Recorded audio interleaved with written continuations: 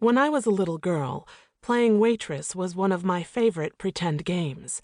Together with my friends who lived next door at the time, we'd rush around and serve imaginary people at my mother's dining room table. In nice weather, we would use the back deck of my house. The state of Vermont has beautiful foliage during the autumn season, and we enjoyed gathering the multicolored leaves, pretending they were different types of entrees. The customers never complained about how long the food took to arrive, nothing was undercooked, and we always received hefty tips. And I never spilled food or broke glassware. Yeah, only in a perfect world. "Carrie Jorgensen." A deep male accented voice boomed in my ear. I jerked myself out of my thoughts. A tall, powerful-looking Polynesian man was standing to my left, glancing down at me with a somewhat impatient look upon his face. With trepidation, I rose from my chair. "Yes, I'm Carrie." The man looked me over without comment and extended his hand. "Hail Akamu. I'm the owner of the Loco Moco Cafe." He gestured for me to sit down again. "It's very nice to meet you. This is such a wonderful location for a restaurant." The cafe was close to the beach and situated smack in the middle of the highly popular Aloha Lagoon Resort in Kauai. It was a perfect day weather-wise, something I had learned not to take for granted growing up in snow-ridden and rural Vermont. The sky was a cloudless blue like the ocean, waves were gentle, and the temperature warm without nagging humidity.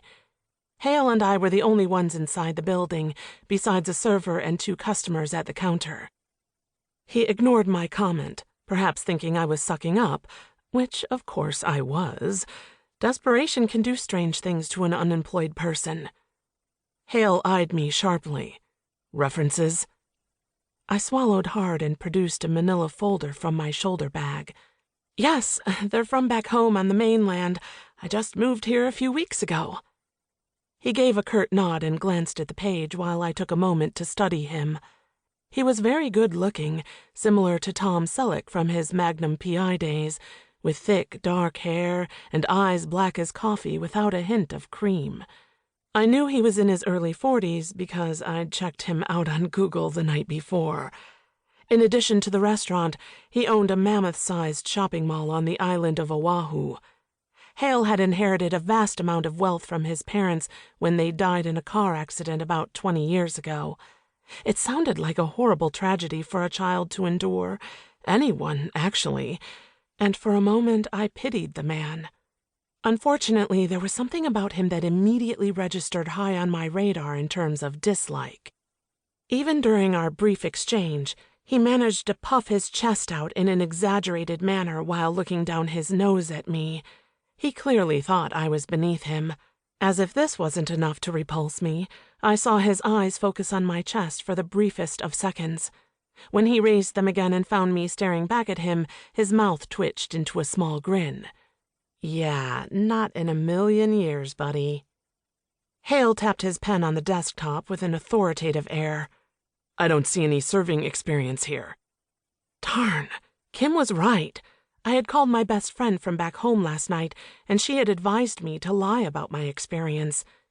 "Make up some hole-in-the-wall restaurant," she'd advised. "He'll never check." But I couldn't do it, especially now, not with those calculating eyes pinned on me. "I did work in customer service." Hale pointed at the sheet of paper. "Walmart.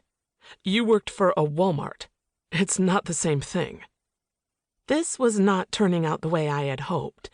It was my 3rd interview in as many days, and I was slowly running out of options. Brad, my boyfriend, worked as a surfing instructor at the resort and had told me that the Loco Moco was hiring. I decided to level with the man. "Please, I really need the job. I'm willing to do almost anything." He narrowed his eyes, and a sly smile formed at the corners of his mouth. "Oh, really?" Ugh. Bad choice of words, and this guy had lech written all over him. I heard myself babbling. I meant wash dishes or sweep the floor." His eyes swept over me, and my discomfort grew. "Well, that's a shame." To keep listening to this audiobook, I've left you a link in the description so you can do it, at no cost thanks to Audible's 30-day free trial.